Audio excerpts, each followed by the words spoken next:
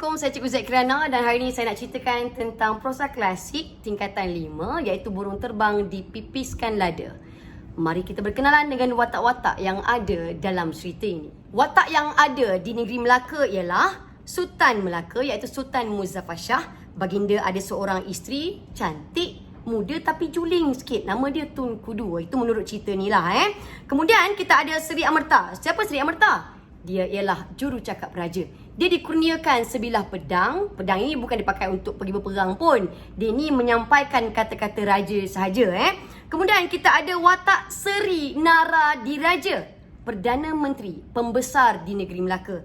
Kita juga ada watak Tun Perak, hero dalam cerita ini. Tun Perak ini ialah bentara Kelang. Bentara inilah ketua lah, kira ibarat ketua dia. Dia ni membawa orang Kelang untuk pergi ke Melaka sebab Kelang ini salah satu rantau jajahan negeri Melaka. Di Siam pula kita ada watak Paduka Bubunya iaitu Raja Siam. Anaknya bernama Chow Pandan. Dan kita ada rakyat Teluk Rantau Siam lah.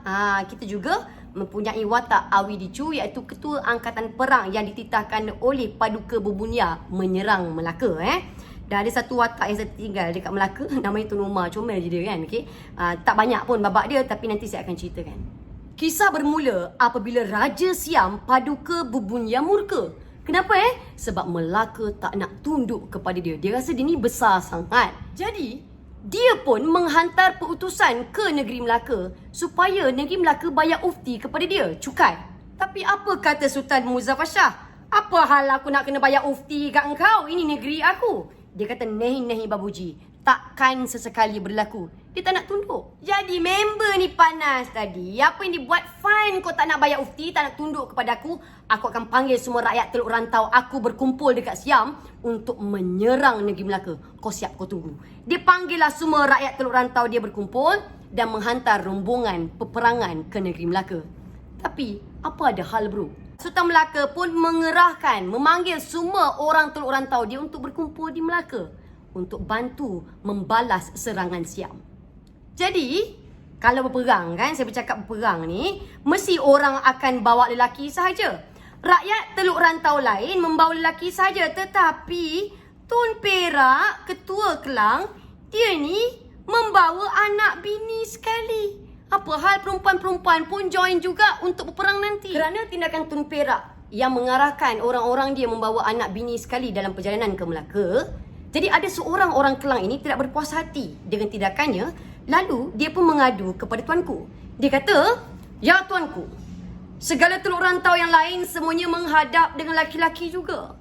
Akan patik sekalian dibawa oleh Tun Perak dengan perempuan sekali. Maksudnya tuanku cuba tengok Teluk Rantau lain. Semua yang datang ialah lelaki sahaja. Tetapi kami diminta oleh Tun Perak membawa anak bini sekali.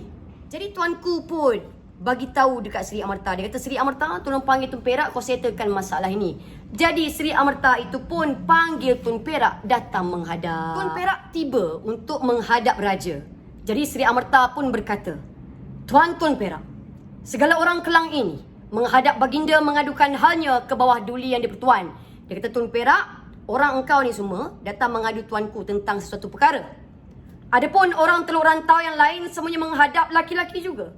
Tengok, orang lain bawa lelaki saja datang sini. Adapun orang Kelang ini menghadap di bawah Tun Perak dengan membawa perempuan sekali. Tapi engkau arahkan orang engkau bawa anak dengan perempuan sekali, isteri sekali. Mengapakah maka demikian fi'il tuan? Kenapa awak berperangai macam tu? Maka diam Tun Perak. Tiada disahutinya kata-kata Seri Amerta itu. Tun Perak dia tak layan kebodohan sangat tapi selepas 3 kali Seri Amerta bertanya soalan yang sama, barulah dia buka mulut. Kita ambil mood Tun Perak pula. Maka kata Tun Perak, hai Seri Amerta, tuan hamba dengan pedang tuan hamba sebilah itu juga hendaklah baik-baik tuan hamba peliharakan. Jangan diberi berkarat, jangan kemakanan matanya. Tun Perak tengah menganjing. Dia kata, siang matang kau dengan pedang kau tu yang sebilah tu, jaga elok kan pedang. Kalau lama-lama tak pakai kan berkarat. Sebab pedang ini bukannya untuk dia berperang. Menganjing Kemudian dia kata, akan pekerjaan kami orang bekerja ini di mana tuan hamba tahu. Yang bertugas menjaga negeri ini adalah kami. Tetapi kenapa Seri Amerta macam lebih-lebih tahu daripada kami? Adapun akan sekarang duli yang dipertuan di dalam negeri ini dengan perempuan, anak isteri dan segala perkakas. Dia kata bukan ke engkau datang sini pun kau bawa bini engkau dengan barang-barang rumah sekali kan. Sebab Seri Amarta ini sebenarnya orang Pasai. Tapi sebab dia pandai berkata-kata, lalu Sultan jadikan dia sebagai rakyat Melaka dan angkat dia menjadi Seri Amarta. Itu bagus yang Sultan Melaka Jadi Tun Perak tanya, Seri Amarta aku nak tanya sikit. Bukankah engkau datang ke Melaka ni kau bawa kan anak bini engkau sekali kan? Dengan barang rumah pun kau bawa kan? Maka benarkah pada fikir tuan hamba kami sekalian datang dengan laki-laki juga? Dengan begini jauh Selat Kelang. Seri Amarta logiklah sikit. Kita orang datang jauh-jauh, takkan nak bawa lelaki je tinggalkan anak bini kat sana. Jauh kot. Jikalau satu hal negeri ni, apa hisap pada kami sekalian? Ada masalah ke negeri ni kalau kita orang bawa anak bini sekalipun? Sebab itulah maka segala orang Kelang ini hamba suruh bawa dengan anak isterinya sekali. Itulah sebabnya saya suruh diorang ni masing-masing bawa anak bini sekali. Nescaya berperang dengan musuh bersungguh-sungguh hatinya. Kalau ada anak-anak ni, isteri ni semangat sikit nak berperang dengan bersungguh-sungguh. Kurang-kurang ia berlawankan duli yang dipertuan. Lebih ia berlawankan anak isterinya bersungguh-sungguh. Daripada diorang yang semua berperang bersungguh-sungguh sebab engkau. Baiklah diorang berperang bersungguh-sungguh sebab anak bini. Semangat sikit. Menganjing lagi. Jadi hasil perbincangan dengan Tun Perak itu disampaikan oleh Seri Amarta kepada Sultan Melaka. Ingatkan Sultan Melaka marah. Tapi Sultan Melaka ni rasa suka cerita. Dia kata, benar seperti kata Tun Perak itu. Betul lah logik kata Tun Perak itu. Apa yang Sultan Melaka buat? Ini sangat mengejutkan. Baginda bertitah kepada Tun Perak bahawa Tun Perak tiada patut diam di Kelang lagi. Baiklah Tun Perak diam di negeri. Dia kata, Tun Perak, mulai hari ini kau tak payah balik jauh-jauh ke Kelang lagi dah. Better isytiharkan kau sebagai rakyat Melaka. Tak lama kemudian rombongan perang itu dah pun sampai dekat Melaka. Dan kekuatan Melaka menyebabkan Siam kalah. Bukti kehadiran Siam dan kekalahan dia ialah dalam perjalanan Siam nak balik semula ke Siam tu, mereka ini campak semua barang-barang yang mereka bawa. Termasuklah rotan Siam. Dicampakkan saja di Muar, rotan itu tumbuh dan diberikan nama sebagai rotan Siam. Bukan itu sahaja, Siam juga mencampakkan pasungan kayu. Pasungan kayu ini adalah kayu yang dilengkapkan dengan bilah pisau yang sangat tajam untuk potong tangan pada zaman dahulu. Juga dicampakkan di Muar. Melaka dah menang. Makanya semua jajahan takluk dia ni, orang-orang dia tadi dah pulang ke tempat masing-masing. Tapi Sultan tak bagi Tun Perak balik. Dia suruh Tun Perak kekal sahaja di Melaka. Tapi ada orang tak puas hati lagi kepada Tun Perak. Orang ini berjumpa dengan tuanku untuk mengadu tentang sesuatu. Dia kata Tun Perak berbuat khianat kepada saya. Jadi tuanku minta Seri Amarta untuk berjumpa dengan Tun Perak dan berbincang. Maka tanya Seri Amarta kepada Tun Perak, orang ini ya Tuan Tun Perak mengadukan halnya ke bawah duli yang dipertuan, mengatakan dirinya teraniaya oleh Tun Perak. Mengapakah maka demikian pekerti tuan hamba? Dia kata, Tun Perak, orang ini mengadu kepada tuanku. Dia kata engkau buat khianat kat dia. Kenapa perangai engkau macam ni? Tapi Tun Perak macam biasa, dia tak layan kebodohan.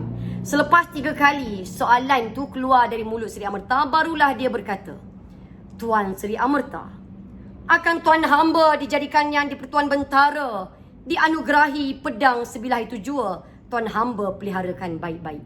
Usahakan jangan diberi berkarat ke makanan. Menganjing 2.0. Dia kata elok-eloklah jaga pedang kau tu berkilat sangat. Aku tengok tu Akan pekerjaan kami orang memegang negeri di mana tuan hamba tahu.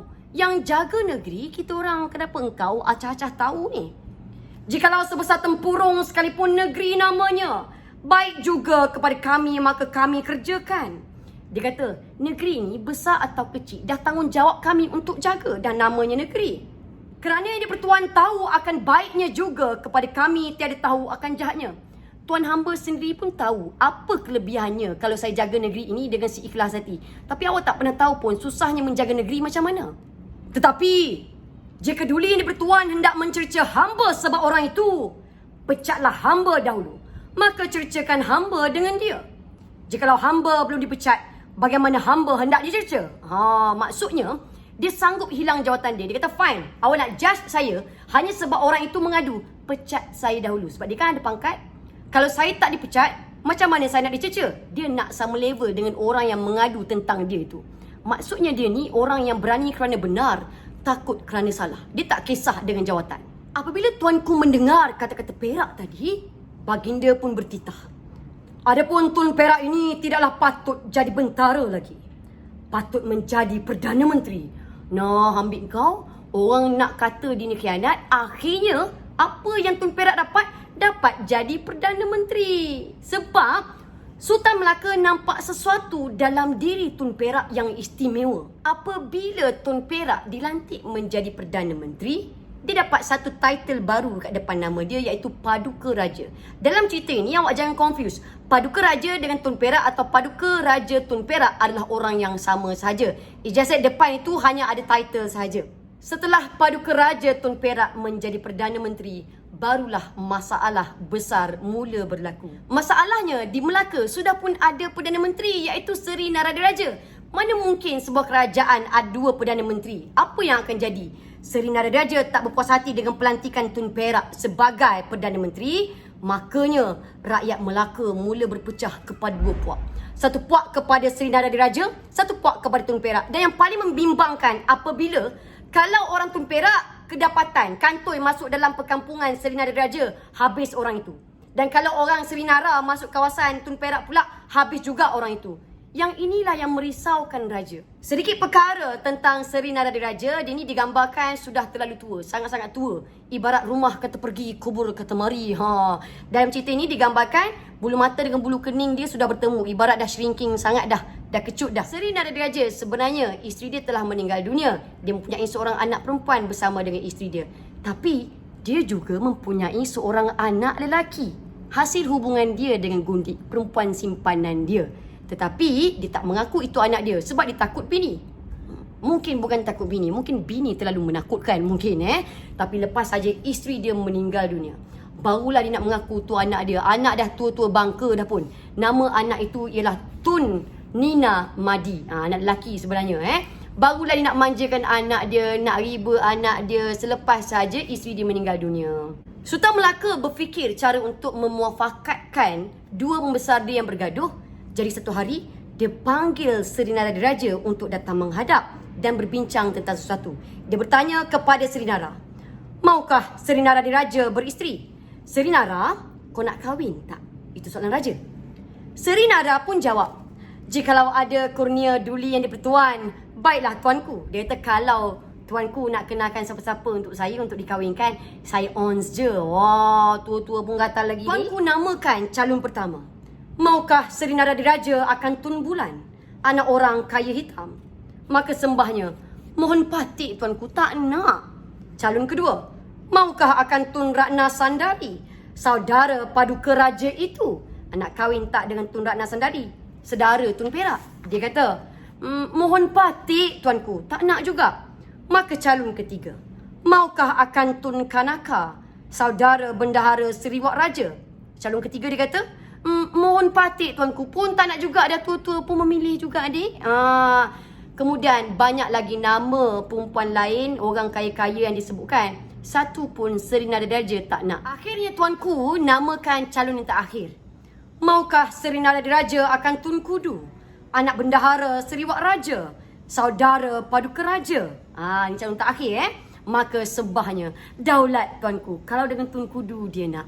Masalahnya, siapa Tun Kudu? Siapakah Tun Kudu? Tun Kudu ini adalah isteri kepada Sultan Melaka. Seri Naradaraja nak berkahwin dengan isteri raja. Setelah sahaja Sultan Melaka dapat tahu yang Seri Naradaraja nak berkahwin dengan isteri dia, apa yang dia buat? Dia terus ceraikan Tun Kudu dekat situ juga. Tuanku kemudiannya bagi tahu kepada Tun Kudu, dalam tempoh iddah engkau, 3 bulan tu lebih kurang, kau kena berlindung dekat rumah Tun Perak. Aku akan bagi belanja. Tiba masa kau kena kahwin dengan Seri Naradaraja, kau kena kahwin dengan dia. Apakah permainan tuanku? Ini sebenarnya adalah pengorbanan. Dia tidak menunjukkan bahawa Sultan ini dayus. Tun Kudu, Tun Perak adalah pakcik dengan anak sedara. Sebab itulah tuanku bermain dengan isu kekeluargaan. Dia harapkan Tun Kudu dapat mendamaikan kedua-dua pihak ini, sebab nanti Tun Perak ini, Paduka Raja, akan menjadi pakcik kepada Seri Naradaraja. Betul tindakan raja itu. Dan akhirnya Tun Perak dan juga Seri Naradaraja yang bergaduh sehingga memisahkan rakyat jelata, akhirnya bersatu dan tidak bergaduh lagi. And the best part, Seri Naradaraja ini siap bodek lagi dengan tuanku. Dia kata, tuanku, apa kata kalau Tun Perak itu, Paduka Raja Tun Perak, kita jadikan dia sebagai bendahara. Dia kan memang anak bendahara. Tuanku kata, okey, ons. Jadi sekarang ni, Tun Perak, dia dah dapat title baru pula. Kan hari tu Paduka Raja. Sekarang dia akan jadi Bendahara Paduka Raja Tun Perak. Jadi awak jangan confuse dengan nama-nama itu. Semuanya milik Tun Perak. Dan bendahara ini adalah orang kanan raja sebenarnya. Antara orang yang paling penting dekat dalam istana. Di Siam, Paduka Berbunia masih lagi tak puas hati dengan kekalahan dia kali pertama itu. Makanya, dikirimkan Awi Dicu pula untuk menyerang Melaka. Dia bawa bersama dengan rakyat Teluk Rantau lain lah untuk menyerang Melaka. Di Melaka pula, Bendahara Paduka Raja Tun Perak memanggil Tun Umar. Saya bacakan bahagian ini. Maka ada seorang anak seri Bijadi Raja. Tun Umar namanya. Terlalu berani. Kelakuannya gila-gila bahasa. Dia berani. Dan dia ni sedikit tak betul. Gila-gila bahasa tu sedikit tak betul lah Maka disuruhkan oleh Bendahara Paduka Raja suluh perahu Siam itu. So satu malam ini, dia suruh Tun Umar ini suluh perahu Siam. Kok lah Siam tu dah nak sampai. Maka Tun Umar pun pergilah dengan sebuah perahunya olang-oling. So dia seorang-seorang je dengan perahu dia bergerak ke kiri ke kanan, ke kiri ke kanan Dan telah bertemu dengan perahu Siam yang banyak itu. So dia nampak, oh betul lah, dia banyaklah perahu Siam. Lalu ia terus ke sebelah, maka dilanggarnya sekali. So dilanggar satu persatu kapal Siam. Tak cukup dengan itu, dia pergi pula ke belah sana.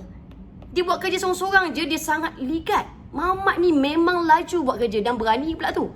Jadi Awi Dicu yang datang tak lama kemudian tu, dia terkejut lah. Macam mana mamat ini seorang-seorang saja boleh terbalikkan semua perahu-perahu dia. Tun Umar ni lepas dia buat kerja, dia patahlah balik ke pantai. Lepas Tun Umar dah selesai kerja itu, Bendahara Paduka Raja Tun Perak arahkan semua orang suruhan dia untuk tebang pokok-pokok yang ada dekat pantai Melaka itu. Okay, tebang. Dan dia suruh buat apa? Dia suruh buat unggun api. Dia bakar sepanjang pantai Melaka sampai nampak dari kejauhan api yang sangat marak. Orang Siam yang tengok dari kejauhan, pembantu Awi Dicu kata, Awi Dicu cuba tengok hebatnya kelengkapan kapal perang Melaka.